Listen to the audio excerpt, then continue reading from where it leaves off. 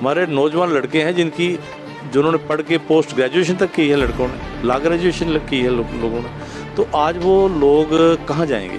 सरकार तो नौकरियां है नहीं कि वो नौकरी करेंगे। अब अपना काम कर रहे हैं, लोगों ने लोन लिए हैं गाड़ियों पर, तो सारी ज़िंदगी यहाँ दे दी है लोगों ने। तो अब उन लोगों को ये दर करने के, एक ठेकेदार को पालने के लिए इतनी फैमिलीज़ को ये लोग डिस्टर्ब करेंगे कि जब तक ये डिवीज़नल कमिश्नर साहब की कोई नहीं सुन रहा है तो हम लोगों की यहाँ पर कौन सुनेगा।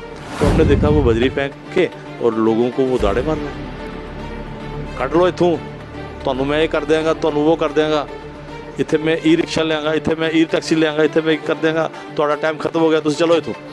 तो वो गाड़ी वाले बोलेगा अच्छा भैया मैं तो रेलवे में आना था, ये अंदर नहीं आने देते, बाहर उतारो। वो हैंडीकैप कैसे जाएगा ऊपर?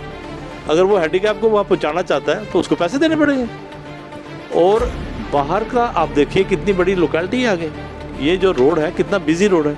आज शाम को देखिए कि इस रोड पर जाम कितना होता है।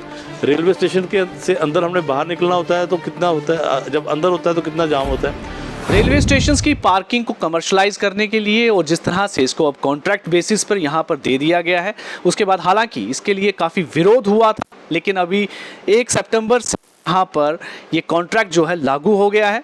इस पर लगातार जो है काफ़ी रिजर्वेशंस रही हैं और काफ़ी इनकी रोष रहा है यहाँ की जो यूनियन है। इस बातचीत करने के लिए इस समय हमारे साथ all Jammu Kashmir transport welfare associations के रेलवे स्टेशन के प्रधान देवेंद्र चौधरी जी हैं। इनसे बातचीत करते हैं कि ये मामला है, अभी क्या इश्यूज ऐसे आ रहे हैं जिनकी वजह से यहाँ के जो ट्रांसपोर्टर्स हैं उनको दिक्कतों का सामना करना पड़ रहा है। सबसे पहले व्यूज़ टुडे में आपका बहुत स्वागत है जी। जिस तरीके से यहाँ पर काफ़ी समय से आपका विरोध आप जताते रहे कि इसको कमर्शलाइज किया गया है, कॉन्ट्रैक्ट बेस पे जो है दे दिया गया है रेलवे स्टेशन की तरफ से, जो रेलवे अथॉरिटी की तरफ से, अब क्या ऐसे इश्यूज आ रहे हैं जिसकी वजह से जो है ट्रांसपोर्टर काफ़ी यहाँ के दिक्कतों का सामना कर रहे हैं? नमस्कार जी, आपका स्वागत है और आपका धन्यवाद भी करते हैं। देखिए हमने काफ़ी दिन पहले डिपकम साहब के पास भी हम एक रैली की शेप में भी गए और उससे पहले हमने उनको एक एप्लीकेशन दी थी कि हमारा जो रेलवे स्टेशन के जो लोग हैं यहाँ पर पिछले 52 साल से बैठे हैं।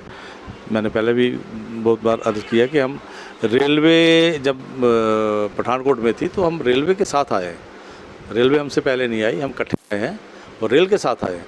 तो उस समय जो यहाँ की जोग्राफिकली जो स्थिति थी यहाँ पर जैसे था उबाड़ खुबाड़, हमने उबाड़ खुबाड़ में भी गाड़ियाँ चलाई और जो रेल ने टाइम टू टाइम इस पर किराया किया, जैसे स्टार्टिंग में 12 रुपये था, अब टैक्सी का 1200 है, मेटाडोर का 2200 है, बस का 2200 है, ऑटो का 500 है। जैसे ऐसे हम रेल के साथ सहयोग करते रहे। हालांकि ये मैं बार बार ये कह रहा हूँ कि व्यवस्था रेलवे ने यहाँ पर खाली जगह दी और कोई बैठने की या कोई पानी पीने की या कोई बिजली या कोई ऐसा कुछ दिया नहीं। फिर भी हम लोगों ने कारोबार करना था तो जैसा था पत्थरों पर बैठ के भी हमने यहाँ पर गाड़ियाँ चलाई। आज भी वैसी स्थिति है और एक छोटा सा ये कमरा दिया है, बाकी आप नीचे कभी देखिए मेट्रो, ऑटो, बसेस क्या हालत है। वो तो जगह भी वहाँ पर आप चल भी नहीं पाते हैं, यहाँ पर गाड़ी चलनी है। कई बार आवाज़ आती है जैसे धमाका हो गया, पता लगता है गाड़ी का टायर फट गया, उसके नीचे वो कुछ घुस गया। तो ऐसी स्थिति में भी हम लोगों ने रेल को, क्योंकि रेल के यात्री जो आ रहे हैं उनको उनके घर में सेफ़ एंड साउंड पहुँचाना, और ये हम अपना परम धर्म समझते थे। हम रेल को मैंने कई बार बोला है, रेल को हमने माँ जैसा दर्जा दिया और रेलवे ने भी हमें भरपूर, हमने परिवार अपने पाले हैं, यहाँ से सारी ज़िंदगी निकाली है। लेकिन अचानक से जबकि हम किराया दे रहे हैं, टाइम टू टाइम दे रहे हैं, और अभी भी हम 31 अगस्त तक हमारा एडवांस किराया था, कभी 6 महीने का भी लिया, साल का भी किराया एडवांस में लिया और 3-3 महीने का भी लिया। हमने कभी पीछे नहीं हटे पैसा देने में रेलवे को। कोई भी इवन के कोई भी हमारा पार्ट, चाहे ऑटो है, मेट्रो है, बस है, टैक्सी है, इन एडवांस में पैसे देते रहे। रेलवे को अगर ऐसा करना था कि रेलवे को अगर हमको बताते भाई ये आपकी तरफ से हमको पैसा जो आ रहा है ये रेलवे का टारगेट कुछ और है, अगर वो हमको टारगेट देते, जैसे ठेकेदार को उन्होंने 1 करोड़ 3 लाख में दिया है, तो हम चलो बोलते थोड़ा सा बढ़ा लो। लेकिन अगर रेलवे इसी बात पे अड़ जाती कि नहीं हमको 1 करोड़ 3 लाख ही लेना, तो हम 1 करोड़ 5 लाख देते। ऐसी बात नहीं है, क्योंकि हम लोग दूसरा तो काम कर नहीं पाते हैं, नहीं कर पाएंगे। हमारे नौजवान लड़के हैं जिन्होंने पढ़ के पोस्ट ग्रेजुएशन तक की है लड़कों ने, ला ग्रेजुएशन की है लोगों ने, तो आज वो लोग कहाँ जाएंगे? सरकार तो नौकरियां है नहीं कि वो नौकरी करेंगे। अब अपना काम कर रहे हैं, लोगों ने लोन लिए हैं गाड़ियों पर, तो सारी ज़िंदगी यहाँ दे दी है लोगों ने। तो अब उन लोगों को ये दर-बदर करने के, एक ठेकेदार को पालने के लिए इतनी फैमिलीज़ को ये लोग डिस्टर्ब करेंगे, ये कदाचित ठीक नहीं है।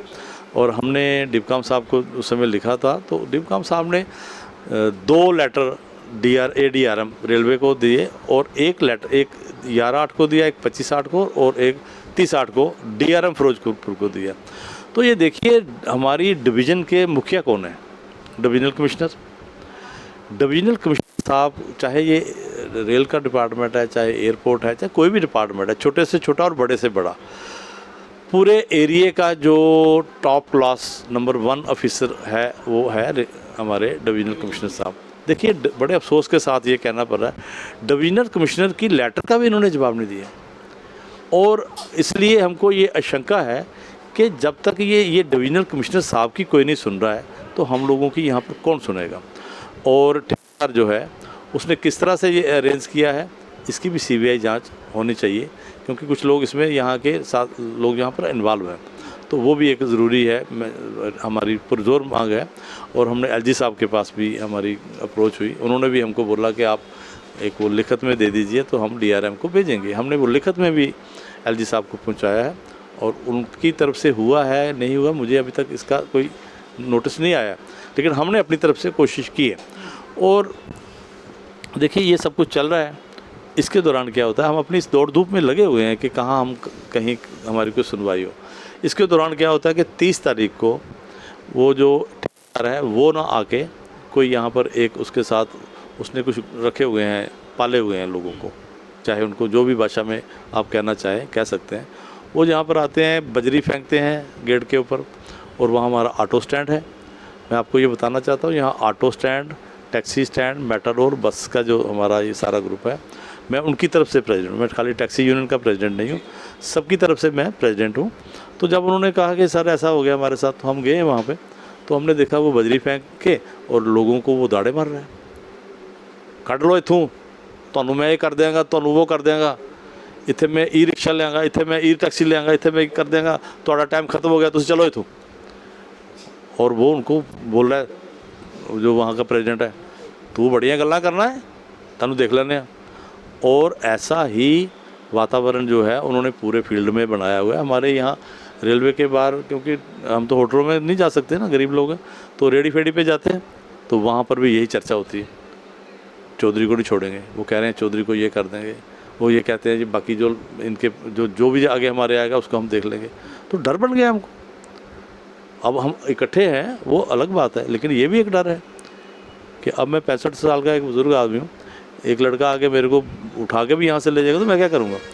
तो ये लोग मसल पावर के साथ इस टेंडर को यूज़ करना चाहते हैं, और इसकी सपोर्ट में रेलवे के कुछ अधिकारी हैं जो गुमराह करके इस टेंडर को बाईपास करके, क्योंकि इस टेंडर में है मंथली इनको चार्ज करना है, मंथली बेसिस पे है। मैं टेंडर की कॉपी भी आपको दे सकता हूँ।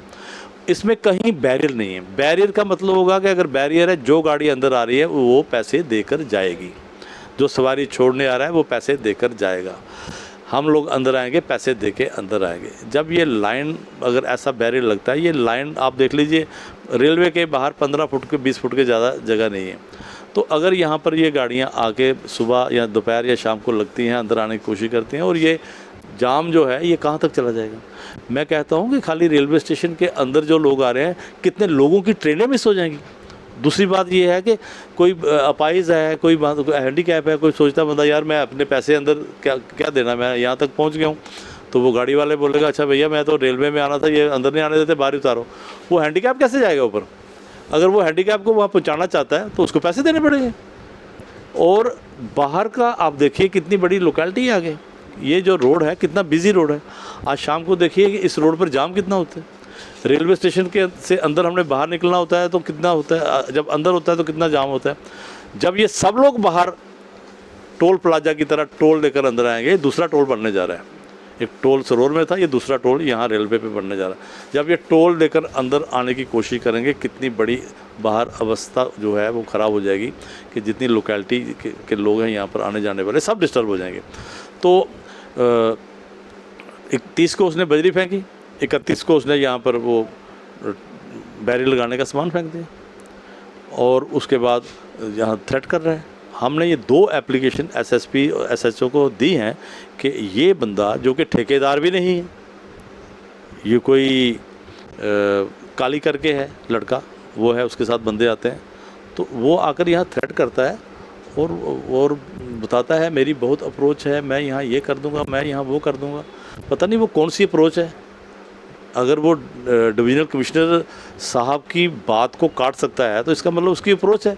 अप्रोच उसकी ये है कि रेलवे के चंद अधिकारी उसके साथ मिले होंगे जो उसके साथ पार्टनरशिप में है, और वो आरपीएफ साहब के यहाँ हमारे रेलवे प्रोटेक्शन फोर्स है, जीआरपी है, उनके पास पावर है। मतलब कहीं ना कहीं आपको ये संदेह है, ये शक है कि जिस तरह से ये मंथली बेसिस पर अभी उन्होंने कहा है कि आपको लेना है इनसे, जो टैक्स है इनसे लेना है, आपको लगता है कि इसे जो है बाईपास करके यहाँ पर बैरियर लगाकर वो डेली बेसिस पे जो है उगाही करना शुरू कर देंगे? बिल्कुल, ये उनका 101% यही एक टारगेट है कि वो यहाँ से, मैं आपको ये बताना चाहता हूँ कि अगर ये डेली बेस पे ये टेंडर की एडवर्टाइजमेंट होती तो इस टेंडर में बहुत से लोग शामिल होते और ये टेंडर कम से कम 2 करोड़ के ऊपर जाता। इसका मतलब है रेलवे को इन्होंने गुमराह करके इन लोगों ने ये जो अभी जो करने जा रहे हैं कि अगर 1 करोड़ 3 लाख रुपया का टेंडर है जो कि रेलवे में भरा जाना है, तो इसमें जो करोड़ों की जो आमदन होगी वो ठेकेदार और रेलवे के जो अधिकारी इनमें इन्वॉल्व हैं वो उनमें बंटेगी। और रेलवे को भी उन्होंने चूना लगाने की कोशिश की है। रेलवे अगर ये क्लियर करता है कि ये टेंडर की कंडीशन ये है कि जो गाड़ी अंदर आएगी वो पैसा देकर जाएगी, तो ये टेंडर जो है इसकी नेचर चेंज हो जाती है और ये डेली बेस के ऊपर जो टेंडर होता ये कम से कम 2-2.5 करोड़ में जाता। और ये जो टेंडर है इसका मतलब है ये मोनोपोली करके, मैं ये चाहूँगा एलजी साहब से, और मैं ये चाहूँगा कि ये सीबीआई में ये केस जाना चाहिए और जो लोग इसमें इन्वॉल्व हैं, जो लोग सरकार को चूना लगाने के चक्कर में, जो रेलवे को चूना लगाने के चक्कर में है, अपनी जेबें बनने के चक्कर में, उन पर सख्त से सख्त कार्रवाई होनी चाहिए। इस बीच में जिस तरह से कोशिश कर रहे हैं कि बैरियर लगाया जाए, उसको लेकर अब आपकी यूनियन का क्या स्टैंड है? क्या वो आने वाले समय में अगर वो ज़बरदस्ती करते हैं तो किस तरह क्या दोबारा से कोई प्रोटेस्ट ऐसा करेंगे? देखिए, मैं आपके माध्यम से ये बताना चाहता हूँ, कल मुझे बहुत धमकाया गया आरपीएफ में भी कि ये लगना है, ये रेलवे का है। ये मैंने कहा आप ऐसा करिए, मुझे ये टेंडर में बता दीजिए एक बार कि ये लग सकता है, तो मैं हाथ जोड़ के पीछे हट जाता हूँ। अगर ज़बरदस्ती करके ये लगाते हैं तो इसका विरोध होगा और वहाँ पर लॉ एंड ऑर्डर की प्रॉब्लम 110% रहेगी। और मैं एडमिनिस्ट्रेशन से आपके ज़रिए, आपके माध्यम से ये कहना चाहता हूँ कि law and order, law and order, law and order, मैं बोल बोल के थक गया हूँ। आप क्या चाहते हो कि यहाँ पर लॉ एंड ऑर्डर बन जाए? आप चाहते हो कि यहाँ पर जो लोग आ रहे हैं, यात्रु बाहर से आ रहे हैं, वो यहाँ पर देखें कि यहाँ पर हो क्या रहा है? यहाँ लड़ाई है, यहाँ झगड़े हैं, यहाँ लोग मर रहे हैं, यहाँ पर ये पुलिस की लाठीचार्ज हो रहा है, यहाँ पर तबाही हो रही है। और इस बात को देखिए, मैं ये कहना चाहता हूँ सरकार के आगे, इस बात का फ़ायदा जो है वो जैसे कि बम बम बोले में हुआ, वो 2.5 कनाल ज़मीन तो मिली नहीं, लेकिन बम बम बोले ने उस टाइम की गवर्नमेंट खा ली। और जो आज के जितने नेता हैं ये सारे बम बम बोले की देन है, ठीक है। आज देखिए टोल प्लाजा, वो लोग भी, उन लोगों का भी टोल प्लाजा इशू है जो ज़िंदगी में कभी उन्होंने इस रोड पे नहीं गए, उनका भी टोल प्लाजा इशू है। ऐसा ना हो कि ये Jammu heart of the city में रेलवे स्टेशन है, कोई मर रहा है तो उसकी अस्थियाँ लेकर भी रेलवे स्टेशन से जा रहे हैं। जितना यात्रु आ रहा है, कोई ऐसा बंदा नहीं है जो रेलवे स्टेशन के साथ टच नहीं है। ऐसा ना हो ये जो रेलवे की जो पार्किंग इशू है ये एक नया मोड धारण कर ले, जैसे कि यहाँ पर राजनीतिक जो है वो हमको अप्रोच कर रहे हैं, हम आए आपकी सपोर्ट में। हम सबको हाथ जोड़ के बोल रहे हैं कि ये सियासी वो नहीं है, इसमें हम सियासत नहीं लाना चाहते, लेकिन लोग तो आज़ाद हैं। यहाँ पर आकर देखिए, हमारे यहाँ ड्राइवर जो है कहाँ से हैं, कोई उसके इलाके का कोई एमएलए आ जाए, जैसे आज भी कोई एक हमारे पॉलिटिकल लीडर आए थे, लेकिन उन्होंने कहा कि मैं पॉलिटिकल लेवल पे नहीं हूँ, ना मैं पार्टी लेवल पे हूँ, लोग मेरे एरिया के भी यहाँ पर गाड़ी चला रहे हैं तो उनकी सपोर्ट में आया हूँ। तो ऐसा करके अगर रोज़ाना यहाँ पर अब कोई ना कोई पार्टी वाला दौड़ना शुरू हो जाए तो ये एक ऐसा माहौल बन सकता है कि हर पार्टी इसको कैश कराने के लिए, ठीक है जी, हमने रेलवे का ये करवा दिया वो करवा दिया, लोग आगे आएंगे। तो ये एजेंडा जो है जैसे टोल का था, ये मुझे लग रहा है कि उसी की ये रूपरेखा तैयार हो सकती है। मैं इस आपके माध्यम से ये सरकार के आगे गुजारिश करता हूँ कि इसको पॉलिटिकली भी ना बनने दें। हम लोगों की रोजी रोटी का सवाल है और हम लोग किसी पार्टी के साथ बिलोंग नहीं करते हैं। हम लोग सरकार के साथ चलते हैं, जो सरकार होती है उसका आदेश होता है, जैसे हम हमेशा उनकी सपोर्ट में रहते हैं। हम किसी पॉलिटिकल पार्टी के साथ हमारा कोई तालमेल नहीं है और ऐसा ना हो कि पॉलिटिकल लोग जो हैं इसको हाईजैक कर लें। बहुत बहुत धन्यवाद। तो आपने जैसे सुना कि जिस तरीके से ये एक टेंडर हुआ है और अभी 1 तारीख से ये लागू भी कर दिया गया है, लेकिन जो कंडीशंस इस पूरे टेंडर में रखी गई थी, जो इसमें कॉन्ट्रैक्ट में जो कंडीशंस हैं उसको बाईपास करने की इस समय कोशिश की जा रही है। जिस कॉन्ट्रैक्टर को ये कॉन्ट्रैक्ट मिला है और यहाँ पर बैरियर जिसका कि इसके पूरे कंडीशंस में जो कॉन्ट्रैक्ट में जिक्र भी नहीं है, फिर भी यहाँ पर लगाया जा रहा है, यानी कि पूरी जो इसकी नेचर है उसको बदलने की ये कोशिश की जा रही है। ये कॉपी है जिसमें ये सारी कंडीशंस जो हैं इसमें लिखी गई हैं। हाँ, इसमें फ़िलहाल पूरा हमने इसको जब पढ़ा तो इसमें कहीं भी बैरियर जैसा जिक्र नहीं है और ना ही बेसिस पर यहाँ पर पार्किंग काटने का कोई ऐसा है, क्योंकि मंथली बेसिस पर लिखा है। लेकिन इसकी नेचर बदलने की कोशिश कर रहे हैं, जिसके यहाँ की यूनियन सख्ती से विरोध कर रहे हैं। लेकिन उन्होंने कहा कि अगर ये मामला जल्द से नहीं सुलझाया गया तो कहीं एक नया आंदोलन जो है यहाँ पर खड़ा ना हो जाए। इसके लिए सरकार और जो कंसर्न्ड अथॉरिटी है उसको एक प्रोएक्टिव एक्शन लेना होगा और जल्द से जल्द इस मामले को सुलझाना चाहिए।